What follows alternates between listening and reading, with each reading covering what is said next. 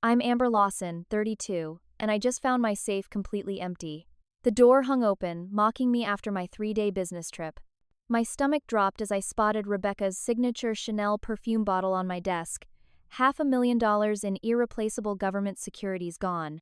Those bonds were earmarked for my parents' cancer and heart treatments. The brutal truth crushed me. My own sister had betrayed me in the worst possible way, and my family's future was now in jeopardy. Before I dive into this nightmare, where are you watching from today? Hit that like button and subscribe if you've ever been betrayed by someone you trusted completely. Trust me, what happened next makes this theft look like child's play compared to the web of lies I was about to uncover. Growing up in suburban Connecticut, our family dynamic was fairly predictable.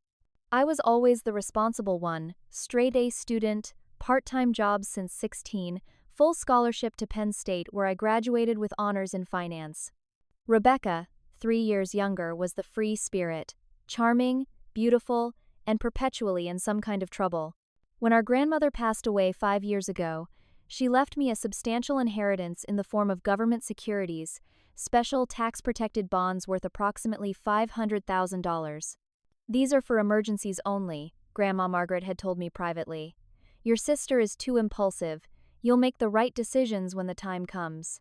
I didn't realize then how prophetic her words would be. After college, I climbed the corporate ladder at Meridian Financial Services, eventually becoming a senior investment advisor. My specialty was helping families create secure financial futures, ironic considering what would happen to my own family. My 6-figure salary allowed me to purchase a beautiful 4-bedroom home in Westport, where I lived alone until recently. Rebecca's life took a different path. She bounced between jobs, bartender, yoga instructor, real estate agent for a few months, never finding her footing. 3 failed relationships culminated in a messy divorce from Jason, her husband of barely 2 years. When she called me sobbing about having nowhere to go, I didn't hesitate. You can stay in my guest house until you get back on your feet, I told her. 3 months, tops. That was 7 months ago. Meanwhile, our parents' health had deteriorated significantly. Dad suffered a major heart attack requiring specialized ongoing care, while Mom's breast cancer had returned more aggressively than before. Their insurance covered only a portion of their treatments, and their retirement savings were dwindling rapidly. The government securities became their lifeline. These weren't ordinary bonds. They were part of a special treasury program with tax advantages and penalties for early withdrawal. But their protected status also meant exceptional interest rates, generating enough to supplement my parents' medical expenses without touching the principal. Why keep them in a home safe? My colleague Daniel had asked when I mentioned it once. Wouldn't a bank vault be safer? The truth was complicated. The certificates had special transfer restrictions, requiring physical presentation and verification for major changes. After a scare with identity theft at my parents' local bank branch, Grandma's paranoia about financial institutions seemed justified. The home safe, a high-end Sentinel model bolted to my office floor, seemed like the perfect compromise between security and accessibility. Little incidents over the past few months should have warned me about Rebecca, cash missing from my wallet. Questions about my investment portfolio that seemed oddly specific. Complaints about how unfair it was that Grandma had left everything to me. But I dismissed them all, making excuses for my sister as I'd done our entire lives. The day before I left for my business trip to Chicago, Rebecca stopped me in the kitchen.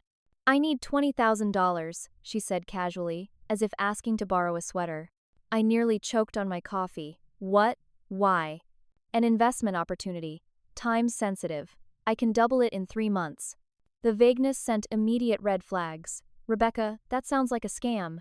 It's not, she insisted, her eyes narrowing. My boyfriend Derek knows the investors personally. Derek. The new boyfriend I'd met exactly twice, who drove an expensive car but was vague about his occupation. Another red flag. I can't, Becca. Even if I wanted to, those securities are for Mom and Dad.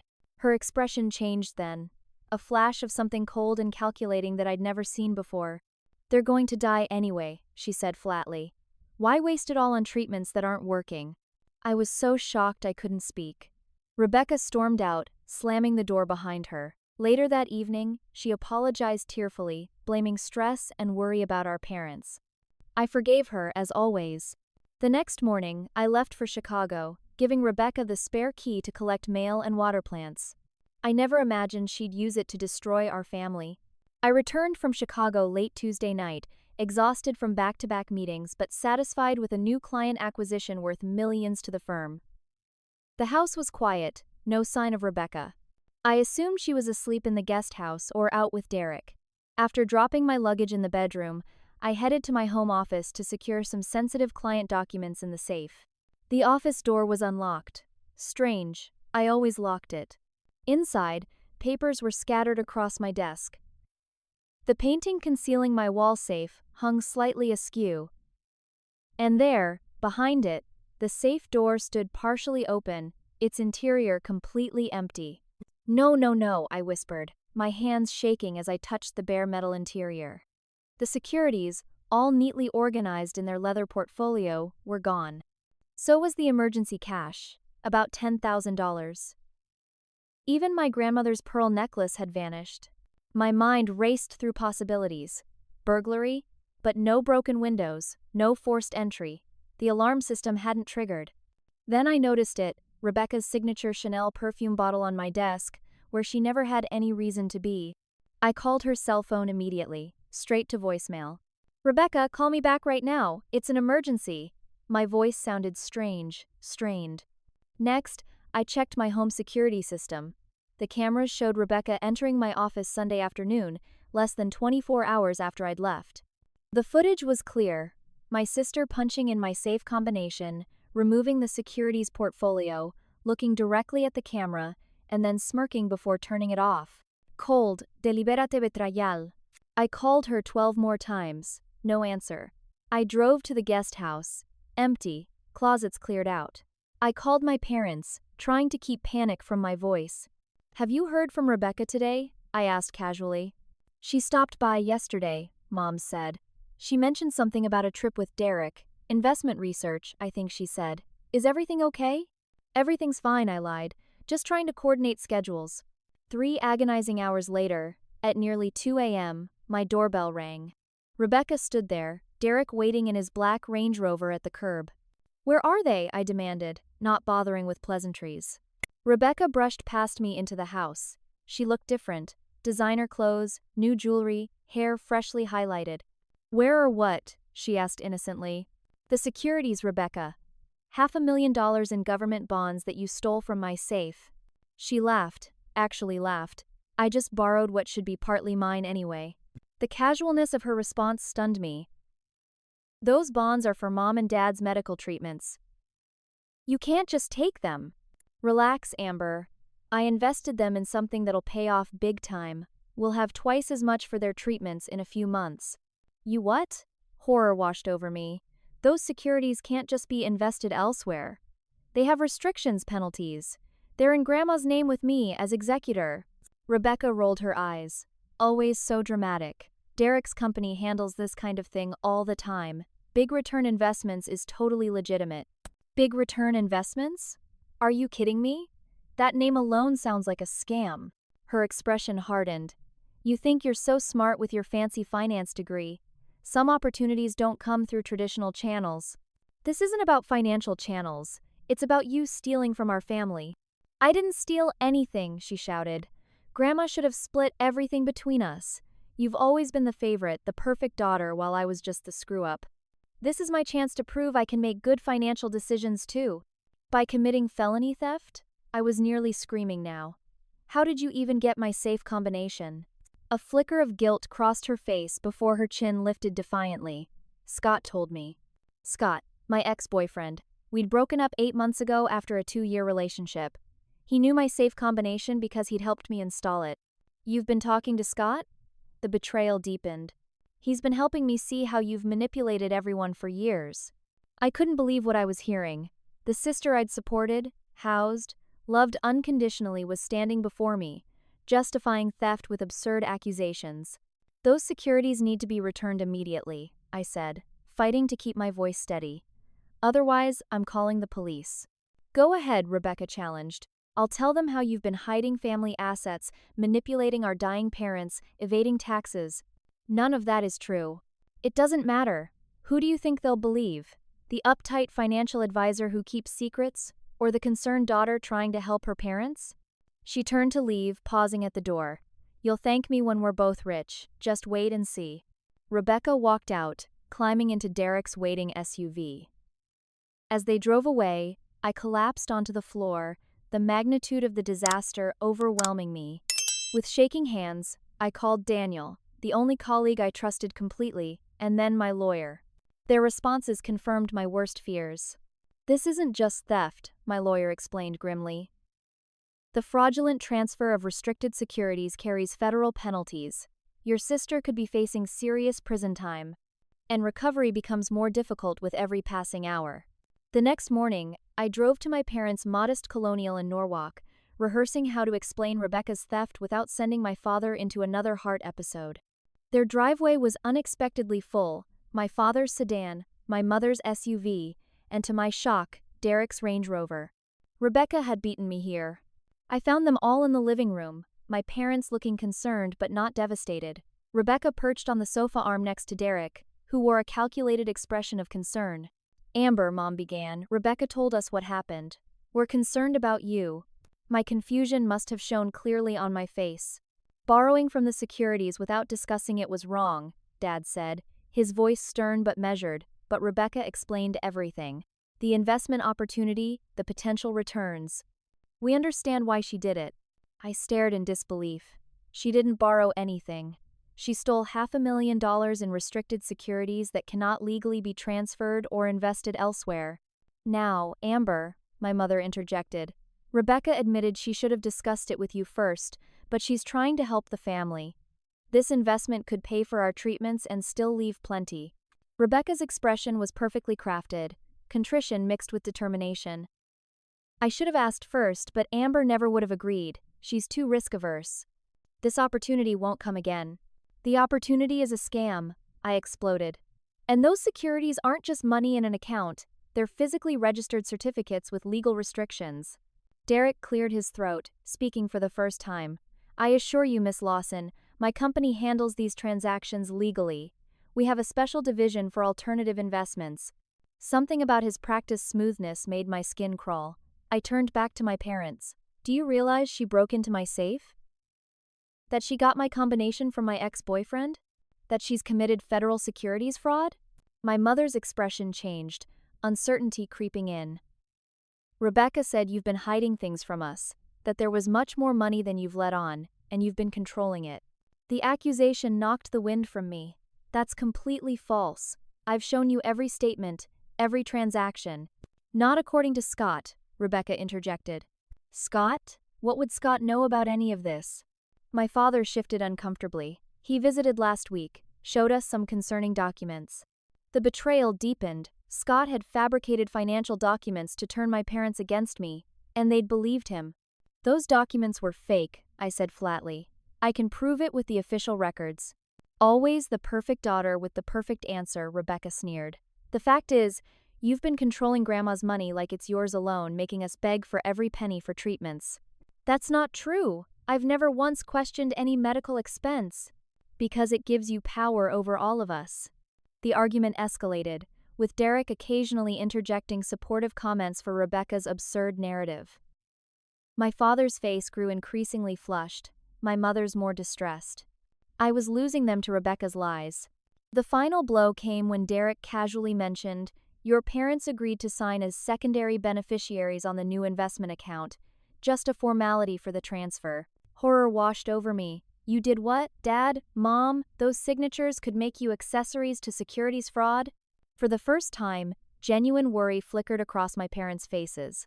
Perhaps this family discussion should continue another time, Derek suggested smoothly, standing. Rebecca and I have an appointment with our investment team. You're not going anywhere until those securities are returned, I said, blocking the doorway. Derek's friendly mask slipped momentarily, revealing something cold beneath. I don't think you want to interfere with this transaction, Miss Lawson.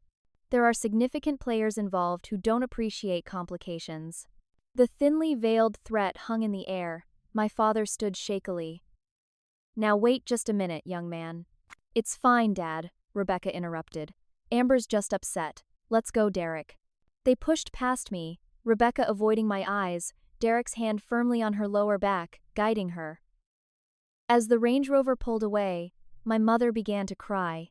"What have we done, Amber?" she whispered. Rebecca said it was just paperwork, that everything was legitimate. I hugged my mother tightly, feeling her fragile frame trembling. "We're going to fix this," I promised, "but I need you to tell me exactly what you signed and what Rebecca and Scott have told you." The picture that emerged was grim. Scott, clearly working with Derek, had systematically poisoned my parents against me with falsified financial statements, suggesting I was hiding millions while restricting their medical care. Rebecca had played her part perfectly, appearing increasingly concerned until she finally discovered the truth and brought in Derek to help. The betrayal was devastatingly thorough. As I left my parents' house that evening, a small victory emerged. My father remembered Rebecca and Derek bringing a laptop for the signatures, and the laptop had filmed them during the process, supposedly for verification. I asked to see the security footage from their doorbell camera, and there it was. Clear evidence that Rebecca had lied about when she'd first met Derek, proving they'd been plotting together for months. It wasn't much, but it was a start. As I drove home, the weight of isolation pressed down on me. My sister, my ex-boyfriend, and now potentially even my parents had turned against me. I'd never felt so alone or so close to defeat. But that small thread of evidence gave me something to pull on, and I was determined to unravel their entire scheme, no matter what it took. By Thursday morning, I'd barely slept in 2 days. My lawyer, Judith Klein, had filed emergency reports with the Securities and Exchange Commission and the FBI, but bureaucratic wheels turned slowly. "We need more concrete evidence of where the securities are now," she explained. "Otherwise, it's just a family dispute." I needed someone who could move faster. After 3 calls to colleagues for recommendations, I found myself sitting across from Maya Johnson, a former FBI financial crime specialist turned private investigator. Her office was small but impeccable, her demeanor no nonsense. "$500,000 in Treasury securities," she repeated after I explained everything. "Physically stolen but needing authentication for formal transfers. That gives us a small window of opportunity." Maya's rates were steep, but I didn't hesitate. "Do whatever it takes. I'll need access to your personal information, financial records, communications with your sister and parents," she said, sliding over a contract. "And I should warn you, family financial crimes get ugly. Are you prepared for what I might find?" "I just want the truth," I replied, signing the document. As I left Maya's office, my phone rang. Daniel Crawford, my closest colleague at Meridian Financial. "Are you okay?" he asked without preamble. "You've missed 2 client meetings." I hadn't even thought to call work. Everything was falling apart so quickly. "I'm sorry, I should have." "Don't apologize," he interrupted. "I covered for you. Said you had a family emergency." "That's one way to put it," I said bitterly, then found myself explaining everything. Daniel listened without interruption. Unlike my parents, he understood immediately the severity of the situation. "Come to my place tonight," he said finally. "Bring whatever documentation you have. I have contacts in federal banking regulation who might help, and you shouldn't be alone right now." Daniel's support was the first bright spot in this nightmare. As a fellow financial advisor with specialized training in securities, he understood exactly what Rebecca and Derek had done, and how difficult recovery would be if the securities were transferred or liquidated.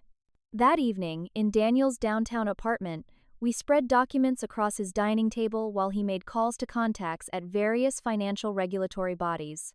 His apartment was minimalist but comfortable, with floor-to-ceiling windows overlooking the harbor. In normal circumstances, I would have appreciated the view. "I've got something," Maya called around 9 p.m. "Your sister has a gambling problem. Significant losses at Mohegan Sun over the past year. She's been borrowing from multiple sources, credit cards, personal loans, and apparently a loan shark connected to the casino." "That explains the desperation," Daniel murmured, "but not the sophistication of the securities scheme." "That's where it gets interesting," Maya continued. "I followed the electronic trail. Your sister's boyfriend isn't just Derek, he's Dean Richards, with outstanding warrants in Nevada, Florida, and New Jersey for investment fraud." My stomach dropped. "And the company, Big Return Investments?" "Shell Corporation established 3 months ago. No actual business operations, just a fancy website and forwarding address. But they've established an account with a securities broker in Grand Cayman. Offshore, Daniel and I said simultaneously. They're moving fast, Maya warned.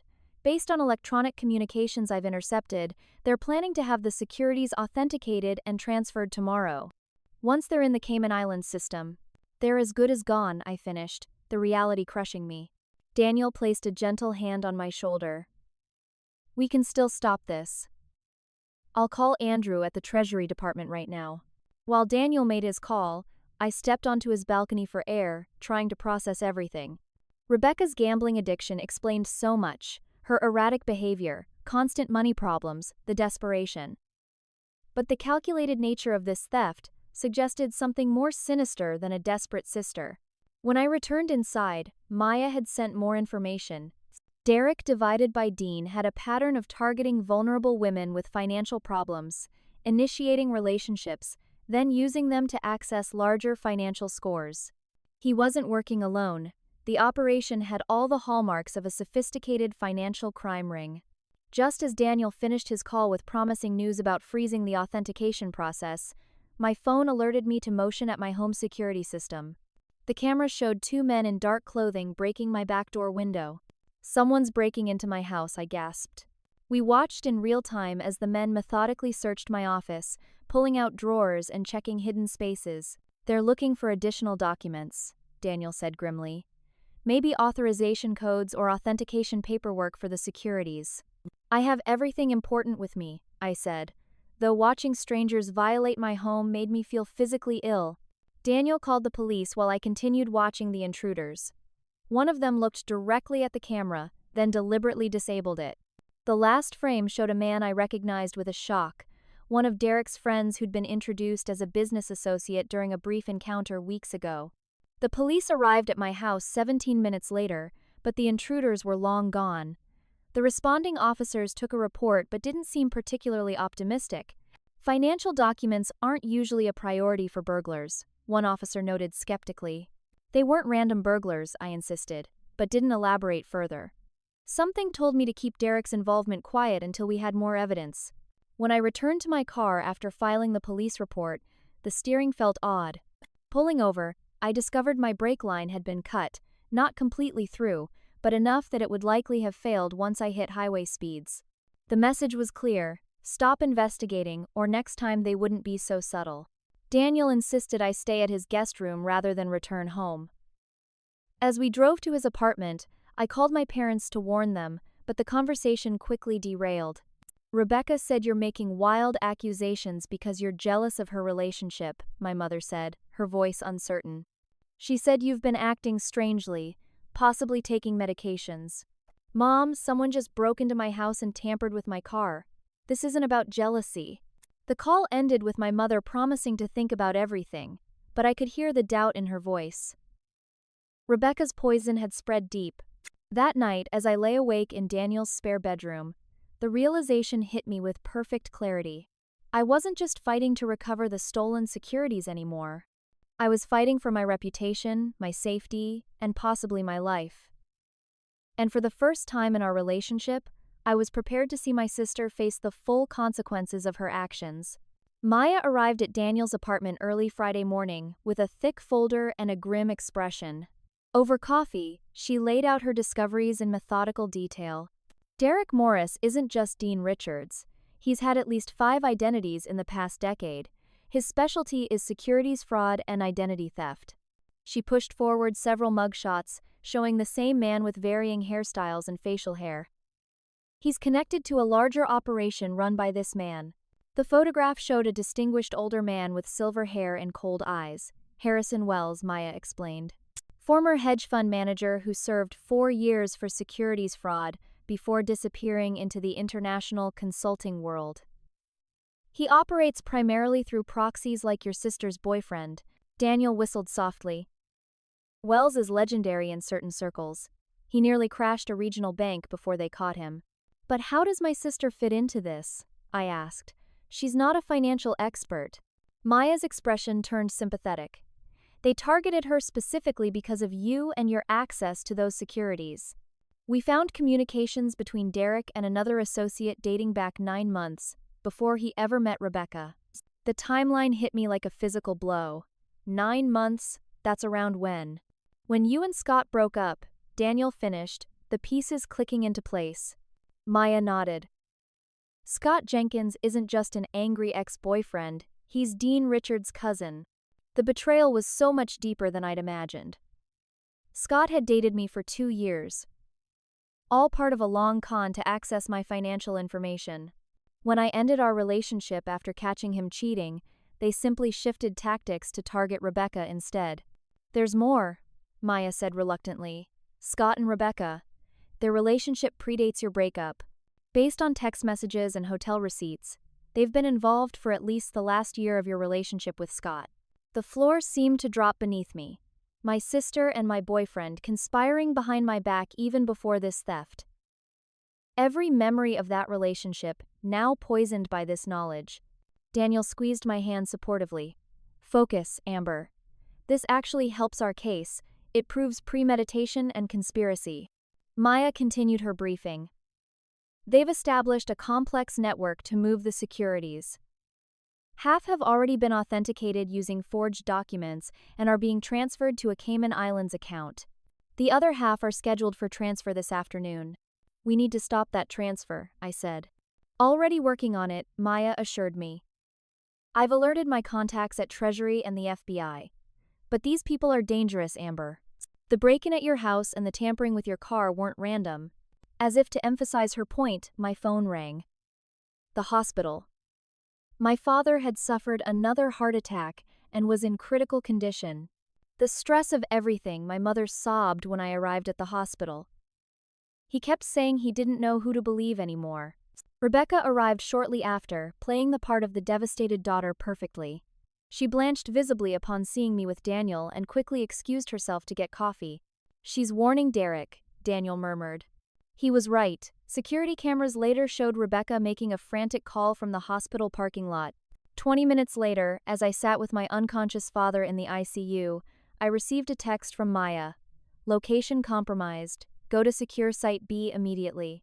Daniel and I slipped out of the hospital through a service entrance. In the car, he explained. Maya set up surveillance on your sister. When Rebecca called Derek from the parking lot, he immediately went to Harrison Wells's office. They're accelerating their timeline. We drove to secure site B, a hotel room Maya had reserved under a false name. There, she briefed us on the latest developments. They're spooked. They've moved up the authentication for the remaining securities to today. But here's our break. They need the original documentation, which they don't have. They've been looking for the authentication codes hidden in your grandmother's estate paperwork. That's what they were searching for at my house, I realized. Maya nodded. Without those codes, they can't complete the offshore transfer for the second half of the securities. Where are those codes now? Daniel asked. I managed a small smile. Safe deposit box at Meridian Bank. Executive level, biometric access only. For the first time, we had a real advantage. The relief was short-lived. My phone buzzed with an alert from the hospital. Rebecca had convinced the doctors to transfer our father to a different facility, claiming insurance issues. She was moving our parents beyond my reach. Then my work email dinged. An official notice of investigation into ethical concerns raised anonymously about my client practices. My professional reputation was under attack. They're isolating you, Maya observed, cutting off family support, threatening your career, all while accelerating the securities theft. Classic Wells tactics. But why all this for securities that were already stolen? I asked, frustrated. They have half of them already. Daniel and Maya exchanged glances. Because of what else was in your grandmother's estate, Daniel said quietly. The securities are only part of it. I've been researching Margaret Lawson's financial history. She was one of the original whistleblowers against Harrison Wells 15 years ago, wasn't she? The revelation clicked into place. Yes. Grandma worked at First National when Wells was running his first major scheme. She discovered the irregularities and reported them. I never made the connection. This isn't just about money, Maya said. It's personal. Wells is using your sister to exact revenge against your family. The stakes had just gotten much higher. As we processed this information, Maya's laptop pinged with an alert. Interesting, she murmured. Rebecca just withdrew $25,000 from a casino marker account. That's unusual behavior for someone supposedly about to get rich from a big investment. She's having doubts, I realized, or preparing a getaway. Just then, Daniel's phone rang, a colleague at Meridian Financial. There was an attempted breach at the executive vault level. Someone using your credentials, Amber.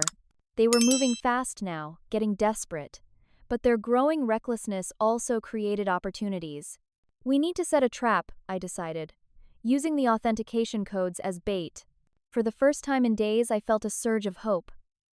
We had identified the true scope of the conspiracy: Scott, Rebecca, Derek, and ultimately Harrison Wells himself. We knew their motivations went beyond simple theft to personal vendetta. And most importantly, we had something they needed. As we formulated our plan, my phone buzzed again, this time with a text from an unknown number containing only a video file. With growing dread, I pressed play. The video showed Derek and Rebecca in what appeared to be a hotel room.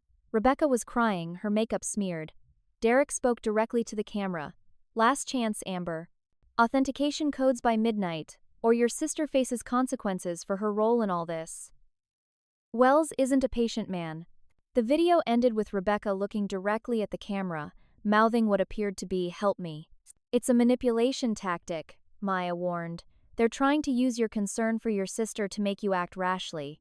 "Maybe," I said, studying the video again. "Or maybe Rebecca's finally realizing she's in over her head." Either way, the countdown had begun. We had until midnight to set our trap, or face the consequences of failure. As evening approached, an unexpected call came from a number I didn't recognize. I answered cautiously. "Amber? It's me. Please don't hang up." Rebecca's voice was hushed, trembling. "Where are you?" I demanded. "A hotel near the interstate. Listen, I need to be quick. Derek doesn't know I'm calling you." Her voice cracked. "I've made a terrible mistake. These people aren't who I thought they were." "You think?" The sarcasm escaped before I could stop it. "Please," she whispered. "I know you hate me right now, and you should. But Derek's been talking about cleaning up loose ends after the transfer.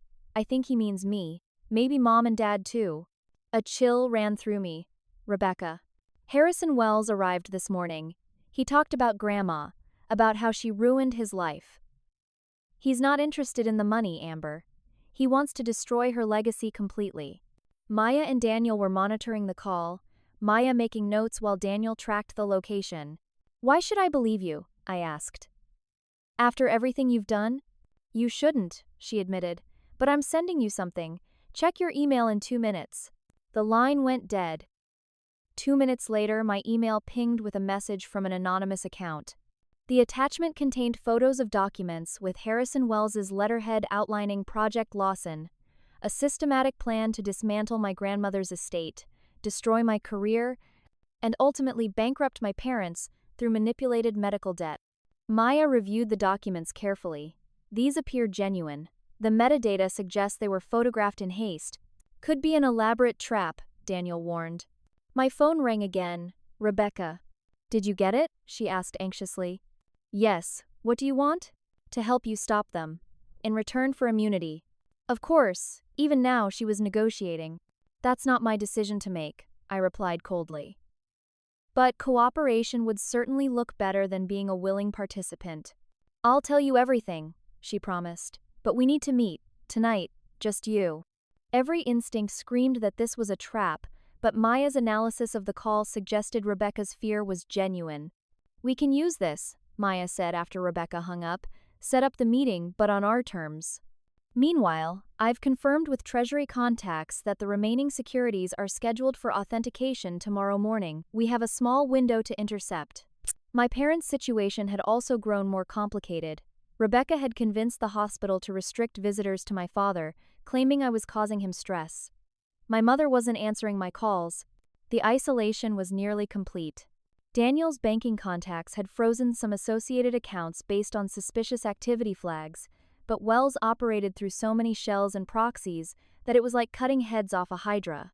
I agreed to meet Rebecca at a public restaurant of my choosing at 7 p.m. Maya would monitor from nearby, and Daniel would coordinate with federal contacts standing by. Before the meeting, I received another troubling call from my firm's compliance officer. Amber, I don't know what's going on, but we've received formal complaints about your handling of client accounts, and someone's been accessing confidential files using your credentials. That wasn't me, I insisted. My identity has been compromised as part of a larger fraud scheme. I want to believe you, he said carefully, but until this is resolved, I'm afraid we need to place you on administrative leave. My professional reputation, the one thing I'd built entirely myself, was now in jeopardy too. At 6:30 p.m., I arrived at Giovanni's, an upscale restaurant with plenty of witnesses and security cameras. Maya was positioned at the bar, and undercover agents occupied strategic tables nearby. At exactly 7, Rebecca arrived alone, looking exhausted and frightened. "Thank you for coming," she said, sliding into the booth. "I know I don't deserve your help." "You're right, you don't," I replied. "Start talking." Rebecca's story poured out between sobs. She'd met Scott again coincidentally several months after my breakup with him. Their relationship quickly rekindled, and he introduced her to Derek, describing him as a successful investment manager who could help with her mounting gambling debts. "The gambling started after Jason left," she admitted. "I was borrowing from everyone, maxed out credit cards, took loans from people I shouldn't have." Derek offered a way out. "By stealing from your own family?" She flinched. It wasn't supposed to be theft. Derek said we would borrow the securities, use them as collateral for a short-term investment, and return them before you even noticed.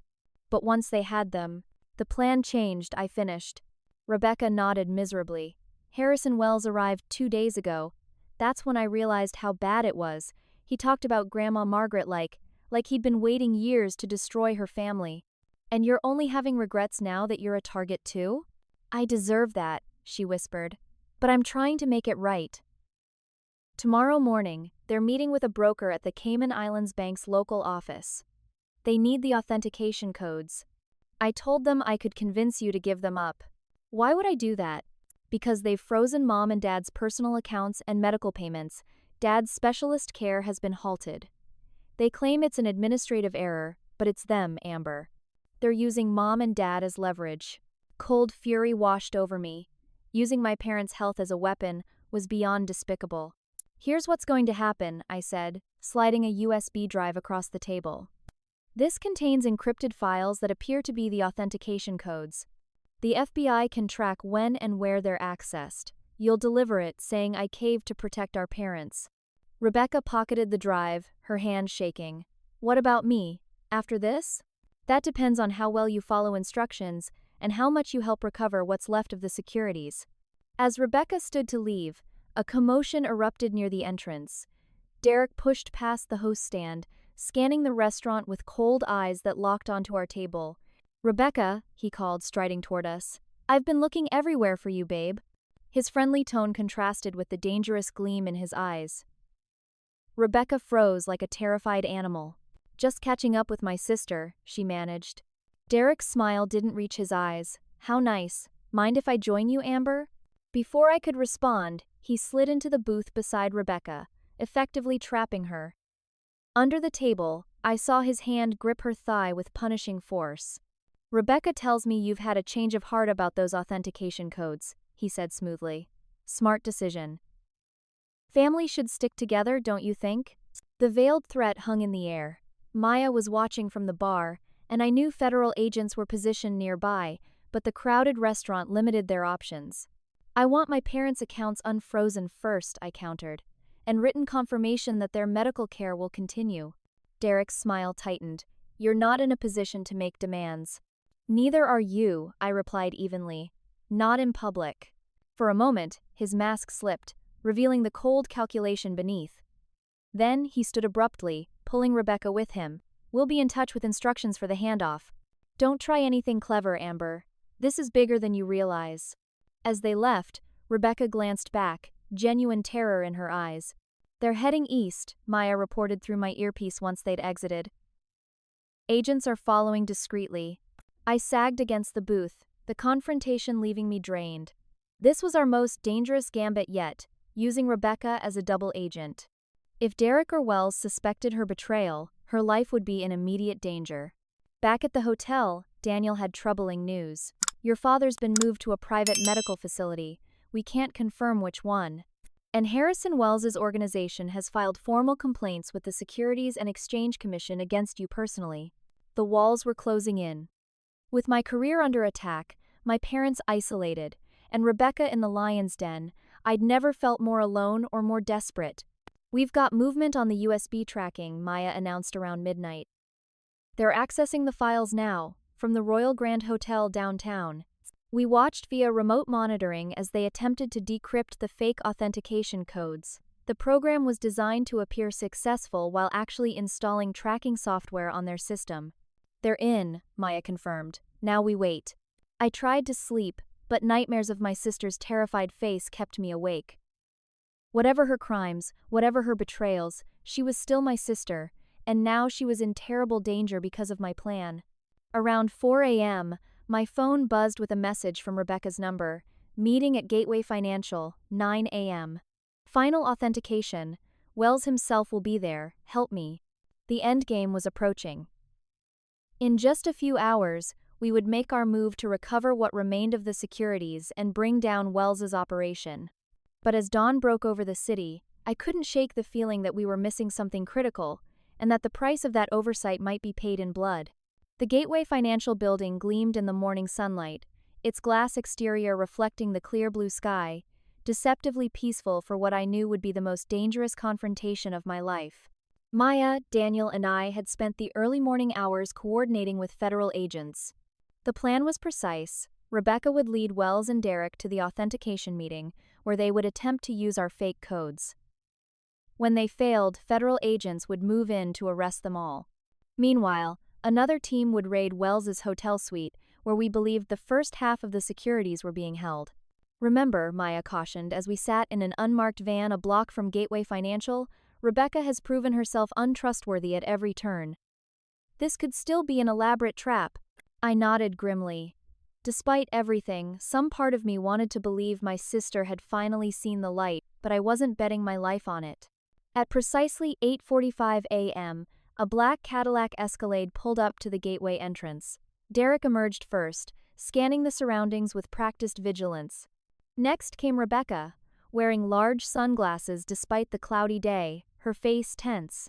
Finally, a distinguished older man with silver hair and an expensive suit, Harrison Wells himself. Target confirmed, Maya murmured into her communications device. All teams stand by. I watched through binoculars as they entered the building. According to our intelligence, they were meeting with a private banker who specialized in international transfers, likely the final step before moving the securities permanently beyond our reach. Rebecca's wearing the same clothes as yesterday, I noted. She hasn't been home. Daniel squeezed my hand supportively. Almost over. The minutes crawled by. Inside the bank, our tracking software showed them attempting to access systems using the fake authentication codes. The program was designed to appear successful initially, then gradually fail, buying time for the federal teams to get into position. At 9:17 a.m., Maya's phone buzzed. They're moving earlier than expected. Wells is getting nervous. Is Rebecca still with them? I asked anxiously. Unclear. Interior cameras show her entering the private banking suite, but there's no coverage inside. At 9:23 a.m., the tracking software showed a sudden surge of activity. They were attempting to override the authentication process with brute force hacking. They know, Maya said tersely. Teams moving in now. Everything happened at once. Federal agents converged on the building's entrances. Maya's phone lit up with urgent communications. And then, incredibly, Rebecca emerged alone from the building's side exit, walking quickly but not running. Rebecca's exiting east side, I reported. Alone. Stay in position, Maya ordered, but I was already moving, slipping out of the van despite Daniel's protest. I caught up to Rebecca half a block away. What happened? I demanded, grabbing her arm. She whirled, startled, then relief washed over her face. Amber, thank God, we need to move, now. Where are Wells and Derek? Still inside. I told them I needed the bathroom and slipped out. They figured out the codes were fake. Wells is furious. We hurried away from the building as federal agents swarmed the entrances. Did they bring the first half of the securities? I asked as we walked. No. They're in a safety deposit box at Wells's hotel. Derek has the key. Something in her tone made me pause. You're sure about that? Rebecca nodded too quickly. Positive. We should call the agents, tell them. You're lying, I said flatly, stopping in my tracks. Wells never keeps valuable assets in hotel safes. It would be in a secure location under another name. Rebecca's expression changed, the vulnerability vanishing like a mask being removed. Always the smart one, weren't you? Cold realization washed over me. This was never about getting away from them. You're still working with them. She didn't deny it, her lips curving into a smile I didn't recognize. You don't understand what's at stake here. The money Wells has promised. Is a lie? I interrupted. He's using you, Rebecca. Once he has what he wants, you're disposable. You're wrong. I'm a partner now. Wells respects me, unlike you who's always treated me like a child. The betrayal cut deep, but something wasn't adding up. If you're such a trusted partner, why did Wells come to the meeting? He never exposes himself unnecessarily. A flicker of uncertainty crossed her face, quickly suppressed. He wanted to be there for the final authentication. Or he doesn't trust you either, I suggested. Where are the securities really, Rebecca? Before she could answer, shouts and commotion erupted from the direction of the bank. Federal agents were leading out Derek in handcuffs, but there was no sign of Wells. Rebecca's phone buzzed. Her face paled as she read the message. I have to go, she said urgently. Rebecca, listen to me. Whatever Wells has promised you, it's not worth it. Help us recover the securities, testify against him, and I'll do everything I can to help you. For a moment, I thought I saw a flicker of the sister I remembered, vulnerable, uncertain, looking to me for guidance. Then her expression hardened. Always the hero, right, Amber? I'm done living in your shadow. She turned and ran, disappearing around a corner just as Maya and several agents approached. Wells escaped through a maintenance exit, Maya reported. We have Derek in custody, but no sign of the securities. Rebecca's still working with them, I said grimly. This was a diversion. Maya's expression was sympathetic but unsurprised. We've got teams at Wells's hotel and known properties. If the securities are there, we'll find them. But I knew better. Harrison Wells hadn't survived this long by being predictable. Back at our temporary command center, the full picture began to emerge. While federal agents had been focused on the bank meeting, someone had accessed my personal accounts, using credentials stolen during the home break-in. The target wasn't just the remaining securities, it was everything I owned. They've initiated transfers from all your accounts, Daniel reported, working frantically at his computer. Investment accounts, retirement funds, even your checking account. Can we stop it? Working on it. The good news is they can't access the firm's client accounts you manage. Those have separate biometric security. A new alert pinged on Maya's computer. We've got a location on Rebecca. Facial recognition picked her up entering Westlake Tower. That's Wells' corporate headquarters under one of his shell companies. The realization hit me like a physical blow. She's delivering something to him. That's why she separated from them before the raid. But what? Daniel asked. The securities are digital records now, being processed through banking systems. The authentication hardware, I realized. The physical device needed for the final transfer. It would have been too risky for Wells to carry it himself. Maya was already coordinating with federal teams to converge on Westlake Tower, but I knew they'd be too late. Wells and Rebecca would have contingency plans, escape routes ready. My phone buzzed with a text from an unknown number. Final chance. The full inheritance for your parents' safety. 1 hour. Attached was a photo of my parents in what appeared to be a private medical facility, looking confused and frightened, with today's newspaper visible to prove the timing.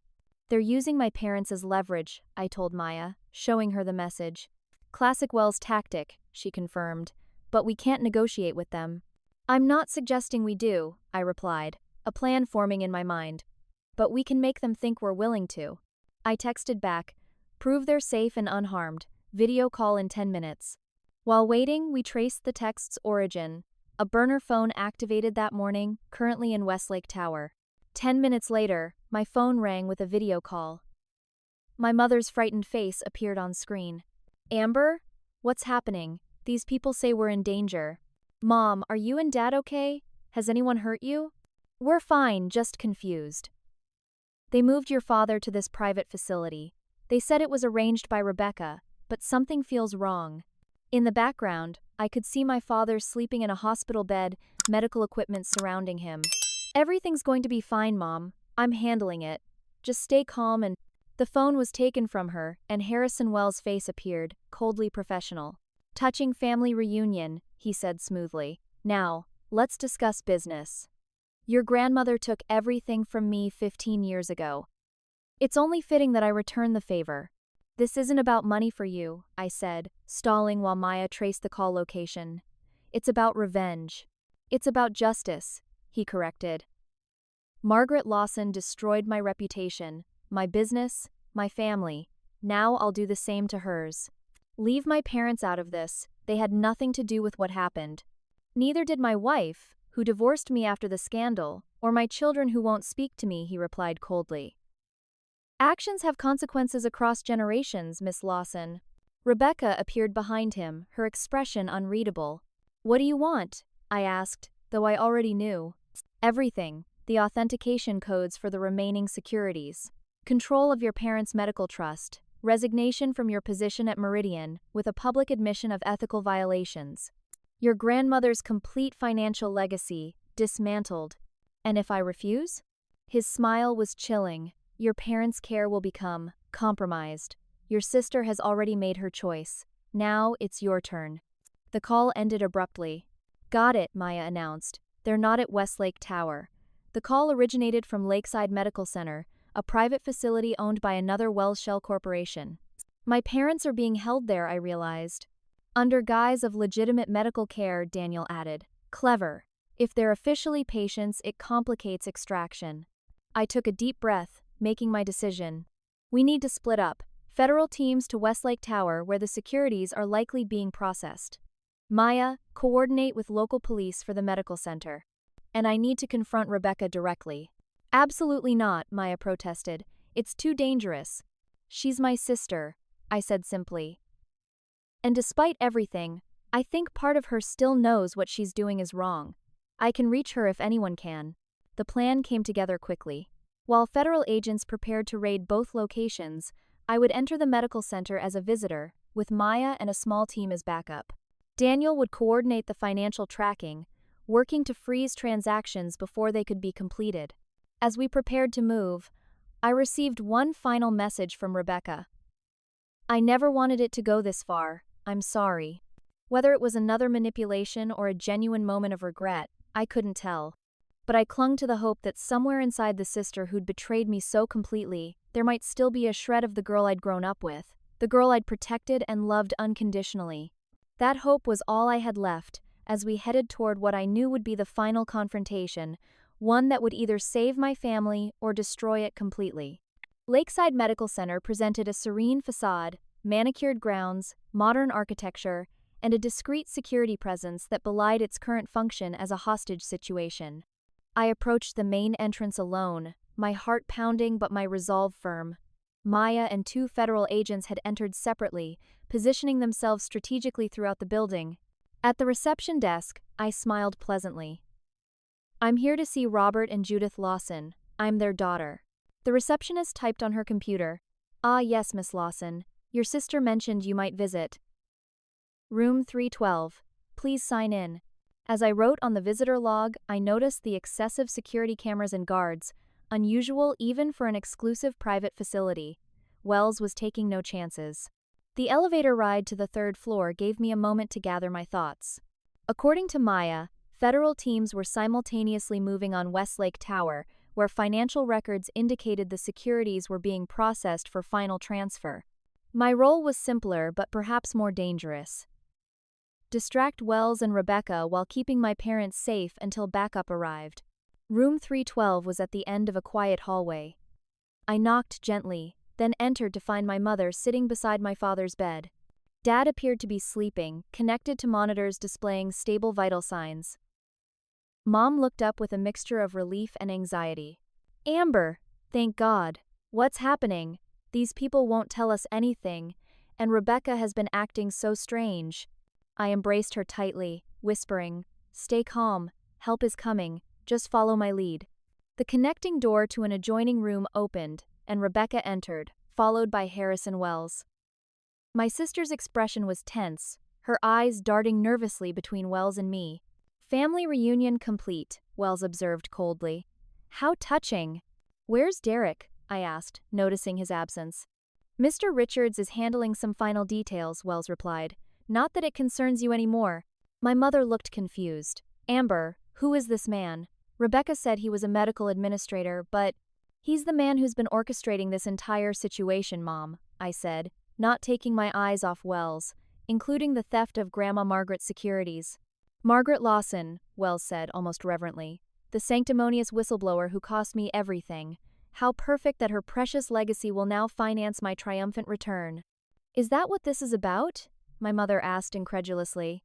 "Something that happened 15 years ago?" "Justice has no expiration date, Mrs. Lawson," Wells replied. "Your mother-in-law destroyed my family, now I'll do the same to yours." Rebecca shifted uncomfortably. "You said no one would get hurt." "That was our agreement." Wells gave her a dismissive glance. "Agreements evolve. You've been well compensated for your role."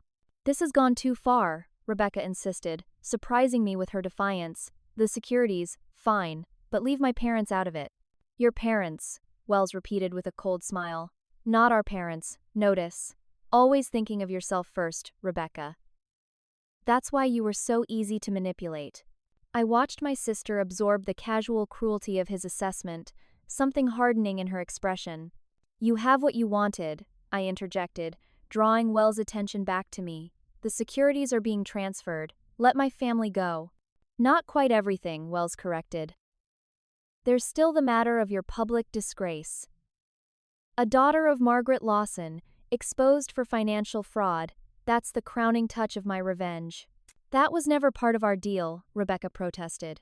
Wells ignored her, focusing on me. "Your sister provided quite the wealth of information. Emails, client details, personal habits, everything needed to destroy your reputation beyond repair."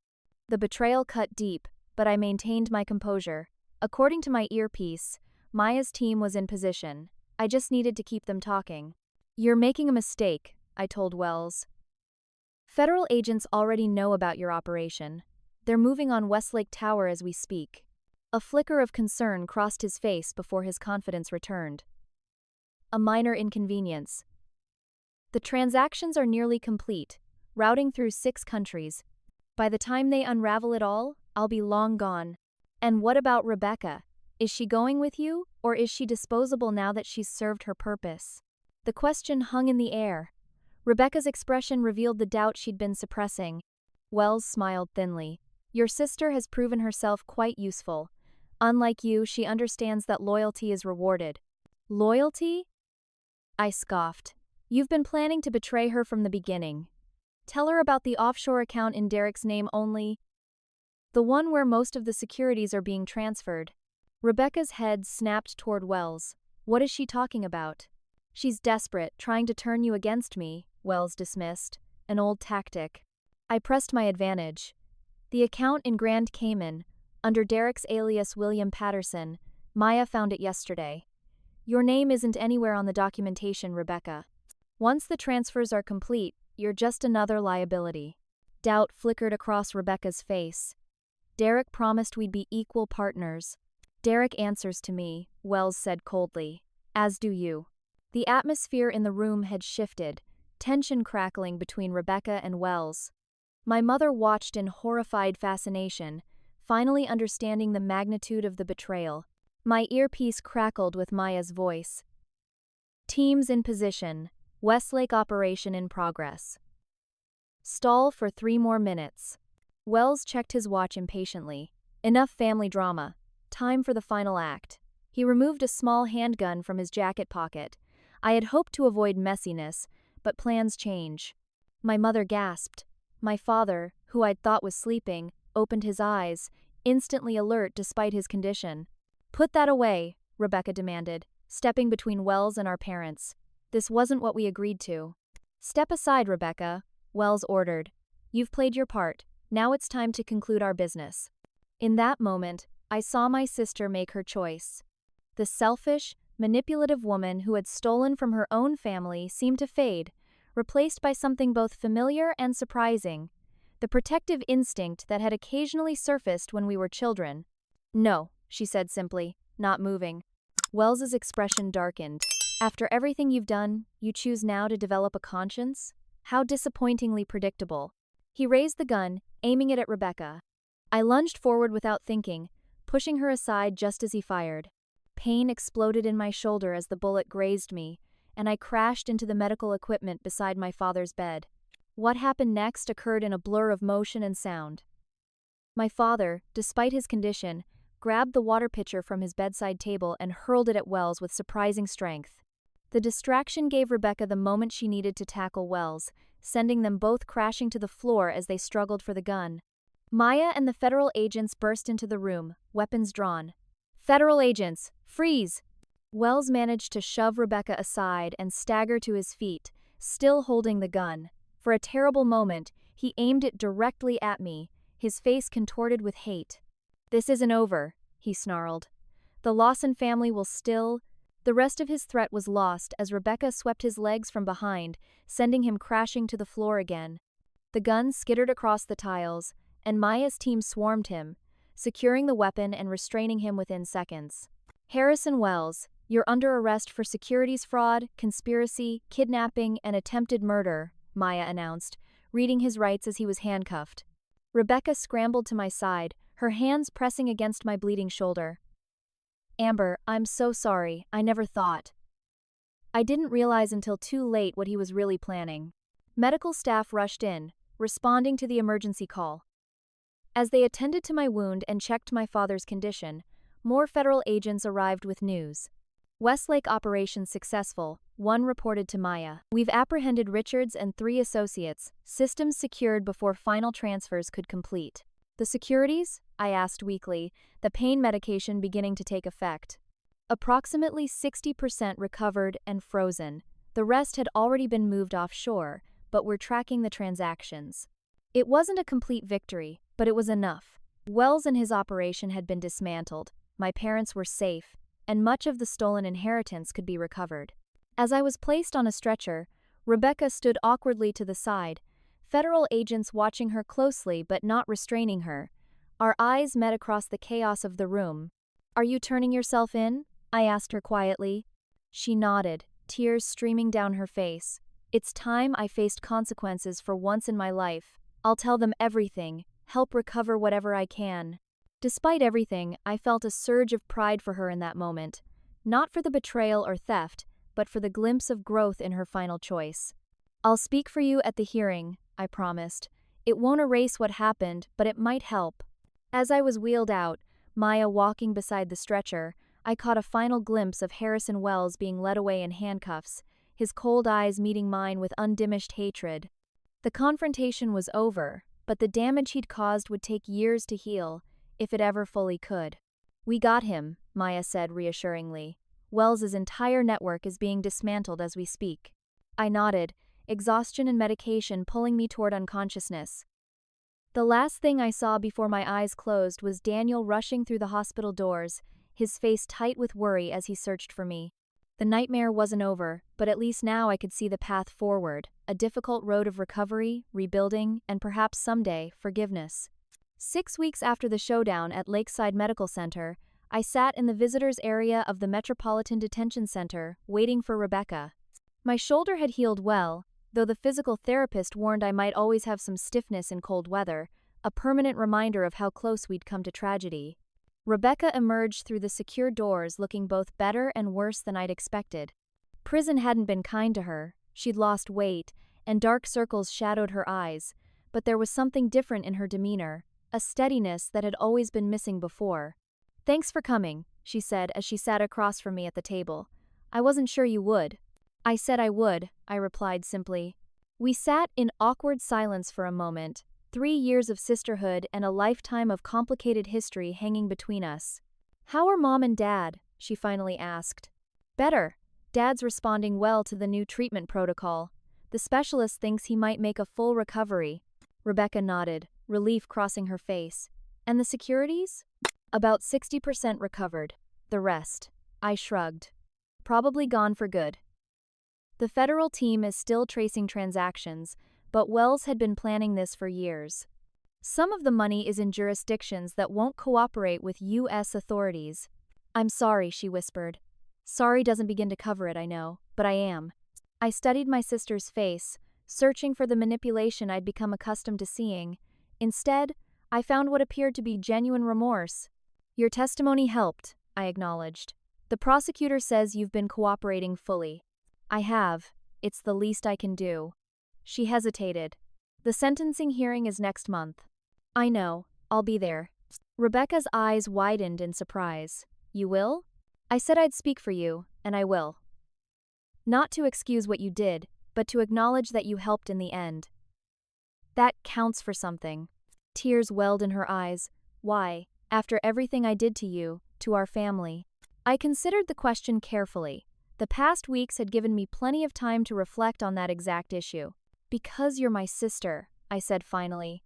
And because when it really mattered, when Wells pulled that gun, you chose to protect our family instead of yourself. Maybe for the first time in your life. Rebecca wiped away tears. I never thought he'd go that far. I was so stupid, Amber. So caught up in jealousy and greed that I couldn't see I was being used. Wells was a professional manipulator. He targeted your vulnerabilities. The gambling, the financial problems, the resentment. Don't make excuses for me, she said firmly. I knew what I was doing was wrong. Every step of the way I knew, and I did it anyway. Her accountability surprised me. The old Rebecca would have grasped at any justification offered. My therapist says I need to own my choices completely, she explained, seeing my expression. No deflections, no excuses. It's the only way forward. You're seeing a therapist? She nodded. Twice weekly. Treatment for gambling addiction too. Turns out, when you help the feds recover millions in stolen securities, they're willing to make sure you get proper rehabilitation services even in detention. I couldn't help a small smile. Good. That's really good, Rebecca. The conversation shifted to more practical matters. The legal proceedings against Wells and Derek, the recovery efforts for the securities, my parents' improved medical situation. Throughout it all, I noted the changes in my sister. She listened more, interrupted less, and never once tried to minimize her responsibility.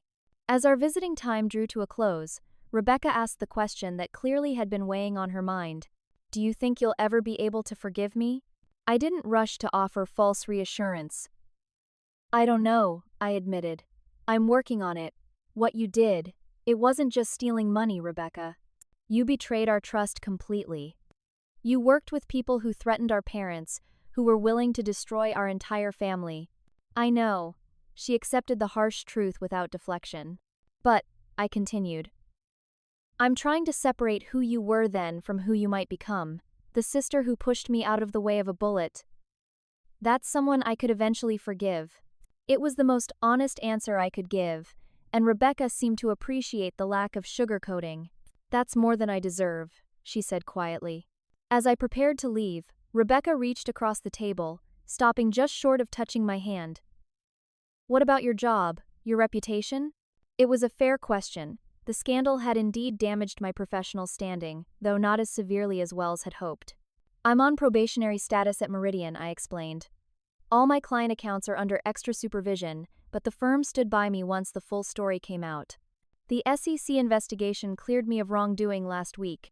And Daniel? She asked, with the ghost of her old teasing smile.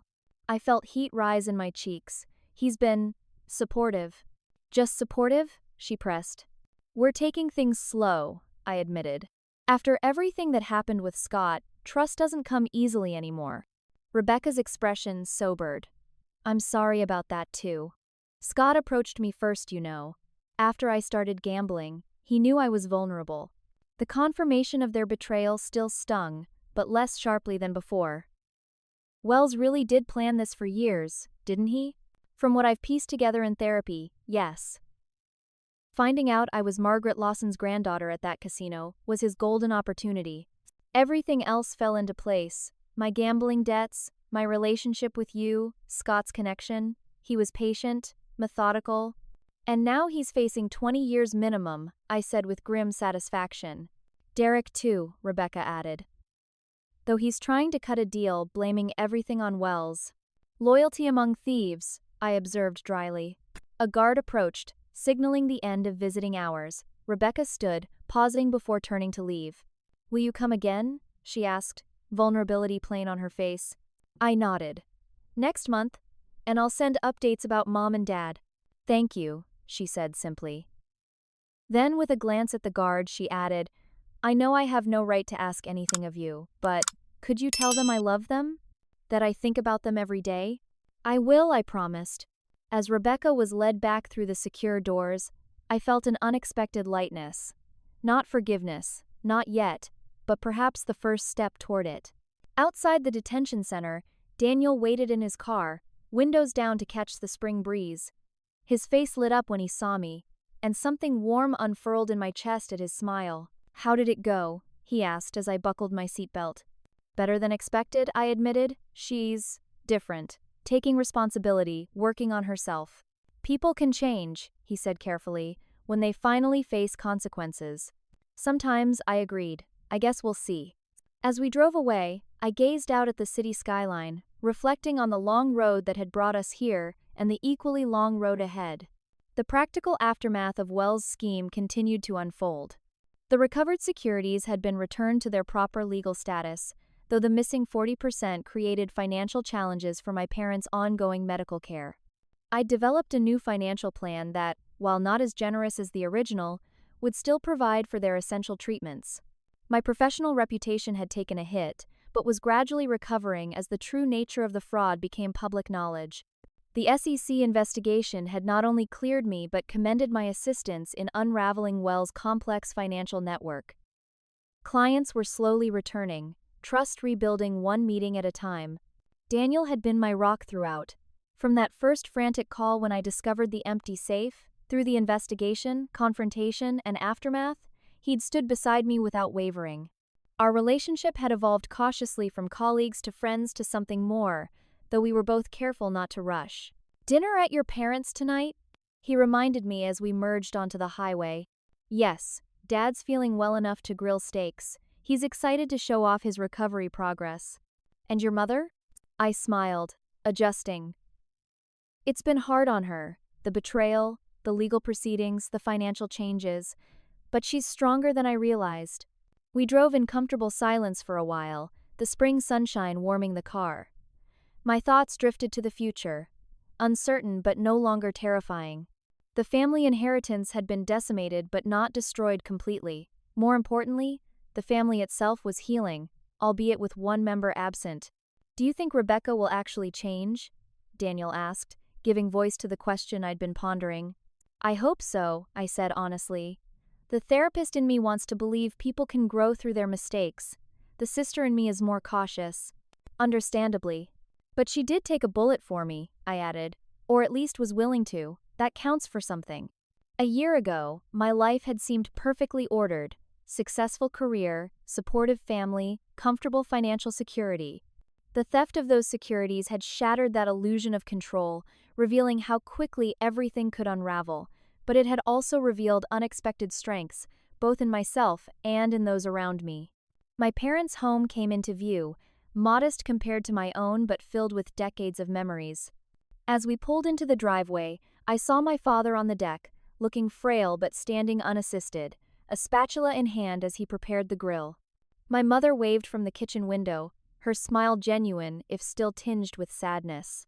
"Ready?" Daniel asked, squeezing my hand gently. "Ready," I confirmed, stepping out into the sunshine. The betrayal had nearly destroyed us, but it hadn't succeeded.